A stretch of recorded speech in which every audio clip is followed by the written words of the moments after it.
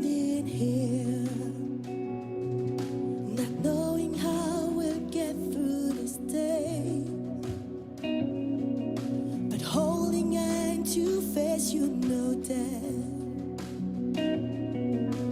nothing can catch you by surprise.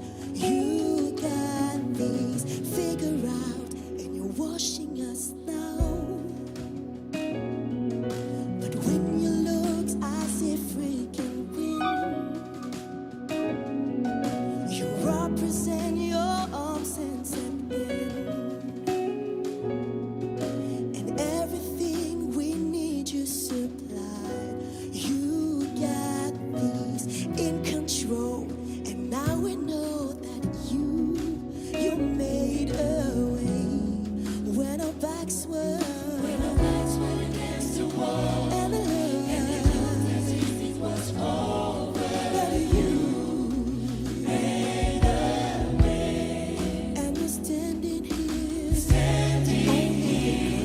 only because you made a way.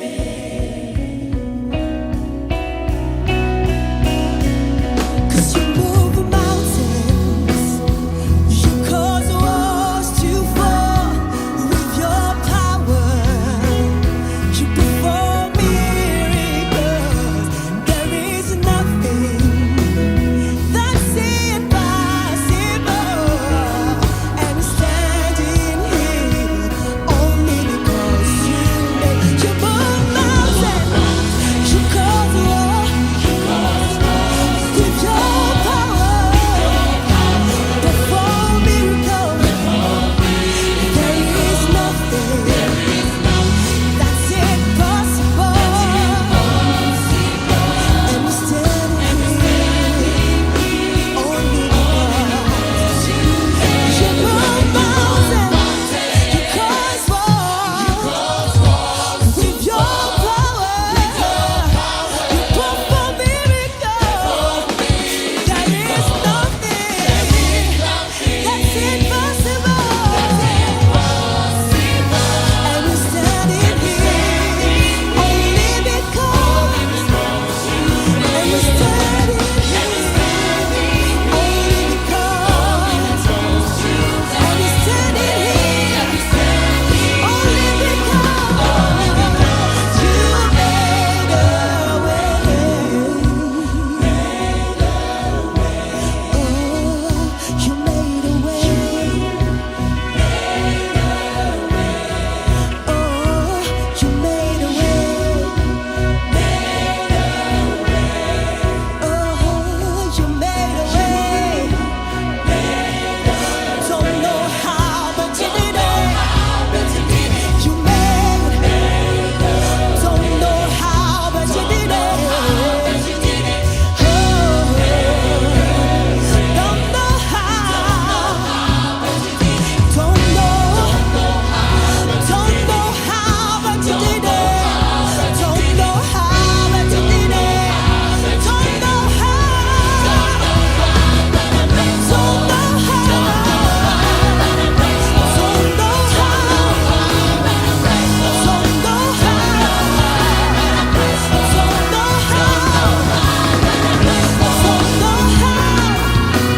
over and over and over, over and over and over. You keep on, keep on, keep on.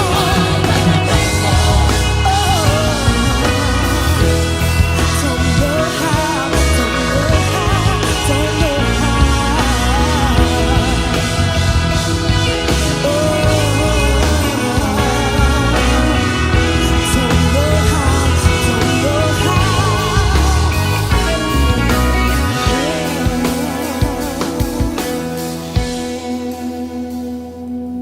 you move mountains, you cause walls to fall with your power.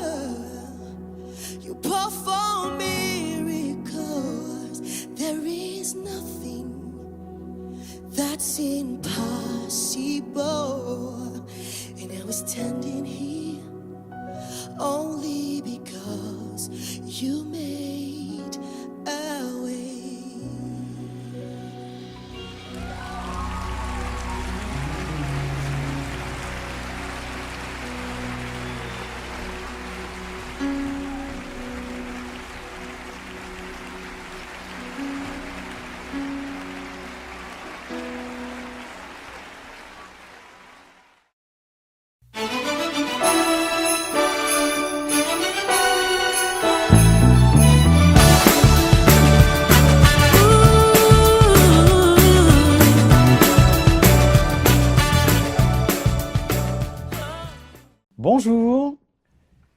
J'aimerais tout de suite vous souhaiter un joyeux Noël. Et vous le savez, à Noël, il y a toujours des cadeaux. Noël est synonyme de cadeaux. Et je vois justement dans la Bible, autour de Noël et autour de Jésus, une histoire de cadeaux. Des mages, en fait, vont apporter aux pieds de Jésus des cadeaux, 3 cadeaux. Et j'aimerais faire la lecture de ce récit et découvrir avec vous ces fameux cadeaux.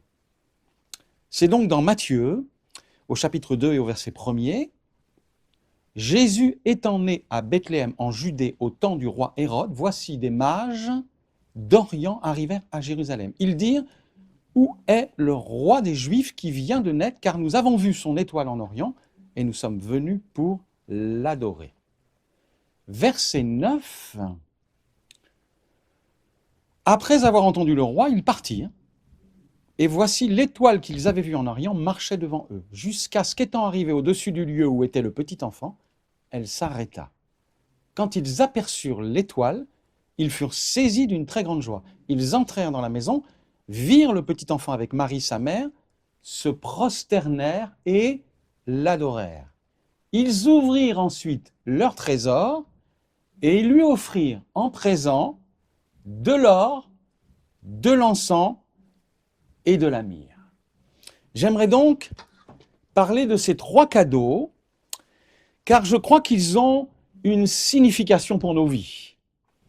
Vous l'avez compris, dans ce texte, il est question de l'or, de l'encens et de la myrrhe.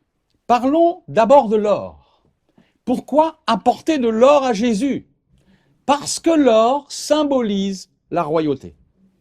Quand on posait une couronne sur la tête d'un roi, elle était toujours en or. L'or était le signe de la richesse, du pouvoir et de l'autorité. Quoi de plus précieux que l'or?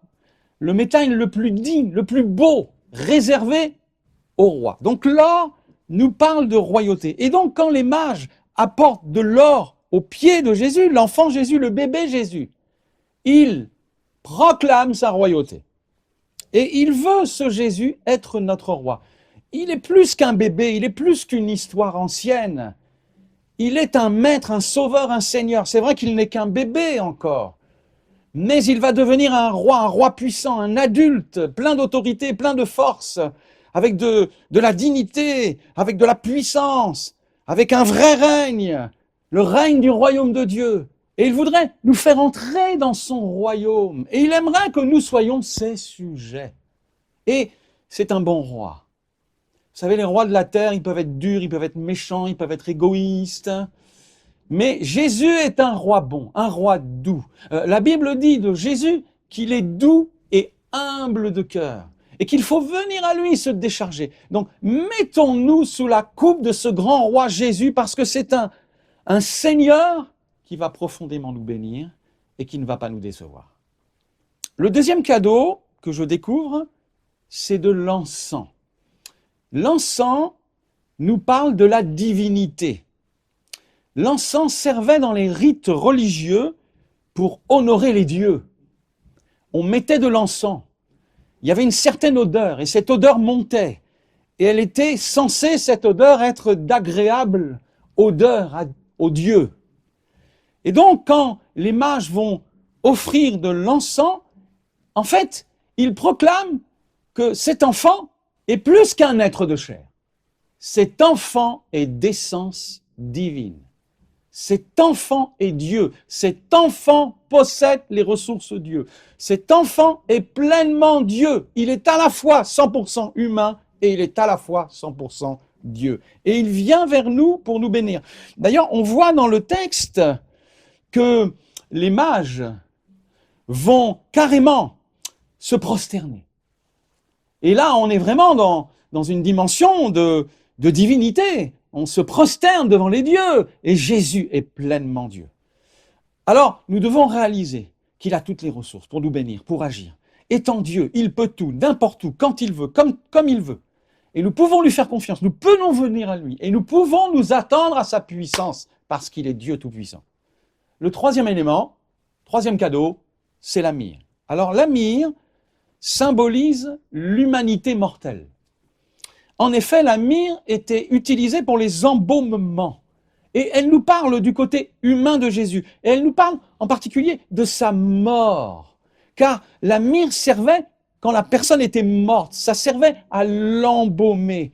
Et quelque part, ils annoncent par la myrrhe, par ce cadeau de la myrrhe, que Jésus va mourir, que Jésus va donner sa vie, que Jésus va prendre nos péchés, que Jésus va prendre nos maladies, que Jésus va prendre nos misères. Il va mourir pour nous ouvrir le ciel. Il va prendre sur lui notre souffrance, nos douleurs, nos erreurs, nos ratés, nos loupés. Jésus les prend sur lui. Et par sa mort, il chasse la malédiction. Et par sa résurrection, il nous donne la vie. Alors, croyons-le. Jésus, c'est un véritable don du ciel. Amen.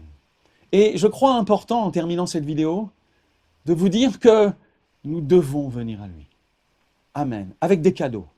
Oui, que notre vie soit un cadeau.